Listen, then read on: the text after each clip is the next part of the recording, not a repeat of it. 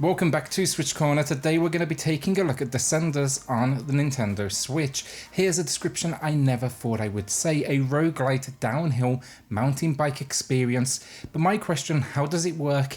And is it a good idea or one that simply never comes together? Well, hit subscribe if you love the Switch as much as we all do here. Join our growing family and let's get started.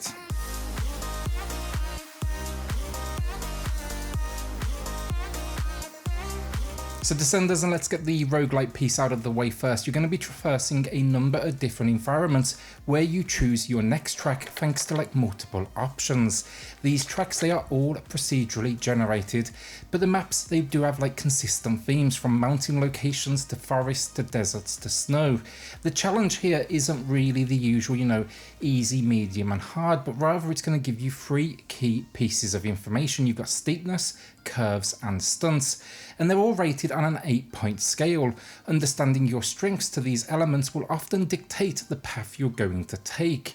Controls, they're simple enough. You're going to pedal with the right trigger, brake with the left. There's no separate front and back. This is almost think third person Trails. It goes for some realistic physics at times, but it is leaning heavily into arcade gameplay. Now alongside this then, you'll of course steer, be able to lean forward and backwards to change that weight position, bunny hop or push your weight up and down, and then finally the right stick, it acts as almost like a sharper turn, kicking out that back tire, and as you progress you'll find yourself actually using both sticks in unison to a certain degree. The only other thing here you'll find is stunts, and you're going to pull these off by holding the left trigger and then choosing a direction on the right stick. It's quick to pick up and play, hard to master. That's the best way to describe these controls, and you will find yourself naturally growing alongside the challenge the game puts up against you. My only issue with the controls, the right stick, that aggressive turn, it's not quite as precise as I would like, and it felt like it was all or nothing. It could have done with a little bit more fine tuning. Now that said, you will get used to it, and once you get it, it feels great. That's everything though for controls. Get from the start line to the end. Try not to crash of course, and then rack up some points as you go. Even the track itself, I'd think outside the box, see it as more of a suggestion. I was frequently off it, and it really doesn't matter, it's just about getting to that finish line. So I mentioned maps, and these are basically biomes, each with their own theme. Choose your biome and you'll get a map with a number of different nodes. One special one that definitely stands out though, it has a lovely little skull design. This represents a boss, because yes, this game has bosses, and that basically means big ass jumps you need to survive. Beat that boss jump and onto the next biome you go. Beat it 3 times in 3 different runs and you will permanently unlock fast travel to one of the 4 beginner biomes. Now I say beginner there because there is also a career plus mode with 4 more. You'll unlock this after achieving 100,000 points, and I will say things get a little bit more wild here. So you're on the map though, you'll choose a node and that unlocks the next one. This must be beat in a set number of lives. Do know that that's where the roguelike nature comes into this. See that number top left corner? If that hits 0, that is game over and back to the very beginning. Along the way though, you will find special nodes, things with images on them. This will be everything from crew members that are locked that may give you an advantage, to challenges. Think the viewpoint will be locked in first person.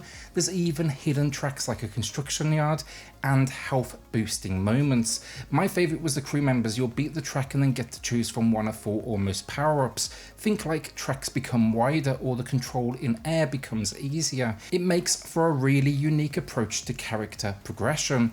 The final thing then, optional objectives on each track. If you achieve these, if you beat them, you'll get an extra life, maybe do 2 backflips or don't use brakes. These are going to become a key strategy in your success. Finally, sponsors. Beat the sponsor tracks and expect some goodies in regards to cosmetics and new optional challenges to unlock, even more cosmetics. This game, it really likes its cosmetics, and I honestly don't blame it. There's some really cool pieces. Really, the only other thing then, the longer you spend on a map chipping away at nodes, the darker, the later in the day it gets, making for a whole new challenge in itself, because you'll be basically a tiny bike, a tiny light, and a big ass mountain ahead of you. Now that's really it for the core experience, but I say here, marrying the roguelike elements and extreme sports really pays off, and it feeds into that one more go mentality roguelites are so famous for, I couldn't help myself but want to keep on trying again and again. So alongside Career and Career Plus, this has a good amount of options. We get Free Ride, which allows you to customize the challenge. You'll select from like a long list of options and it will generate a track based on those selected values. You get Bike Parks, which currently has a like 3-part hard as nails Wipeout theme. What I do know though is they seem to update these pretty frequently. And then finally, online play. This is a ton of fun as you face these challenges and biomes together, and having someone alongside you to compete with definitely adds to the intensity.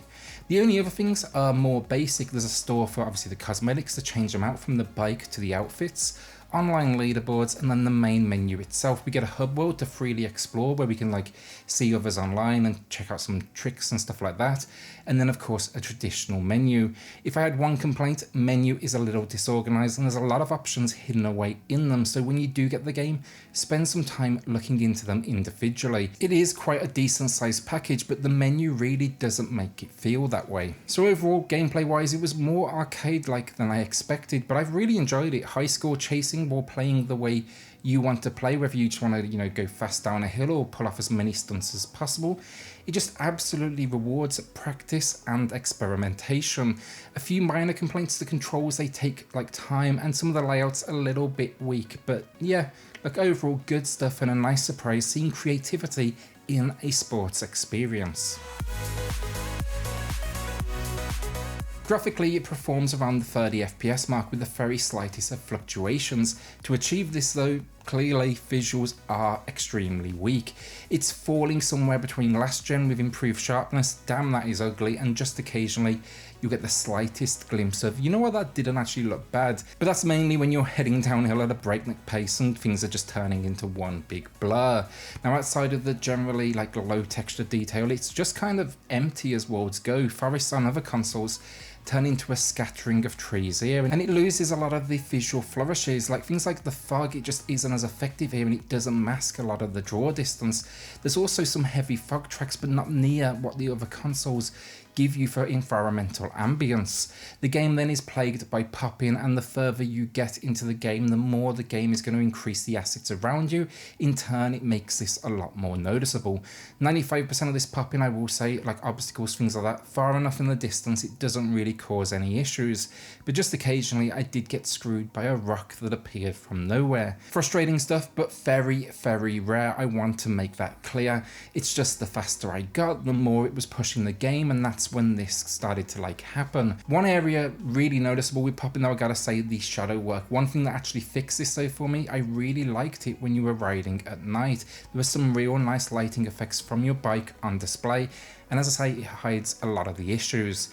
The tracks then are not bad, but the procedural generation doesn't really have enough to work with, and I know there's not a huge amount you can do with like, jumps, but you'll be seeing the same things over and over again. So I don't think a bit more creativity would have really hurt the game.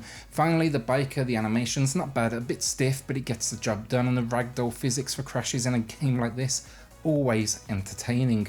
Now all these problems though do see some improvement handout, that is for sure. The smaller screen naturally just masks it a tiny bit. Overall, it's for sure not pretty, but at least they've got the performance in place. So audio then, it's good but limited with a few design quirks. On a sound effect front, the bike sounds solid, crash sounds are heavy, general environment sounds as well bring a little life to the world. The main chunk of audio though, it's gotta be the music. They partnered with a label by the name of Liquid City, I think it is. It's drum and bass, all the way from the lighter side of drum and bass to the heavier side of things. It's basically bringing a very 90s tone to it all. I liked it, but I kind of grew up on this, so it won't be for everyone, and I think the game, it would have benefited from more genres to accommodate different tastes. Like, tell me this doesn't scream, give me a Tony Hawk soundtrack. That said though, you can skip songs if you want to, or even of course turn the music off entirely in the options menu, and then you can kind of like create your own playlist on Spotify or something. So overall, Descenders, once I got a grasp on the controls, I've really enjoyed it, and while I would tweak some of the motion attached to that right stick, can't deny it had me going back over and over.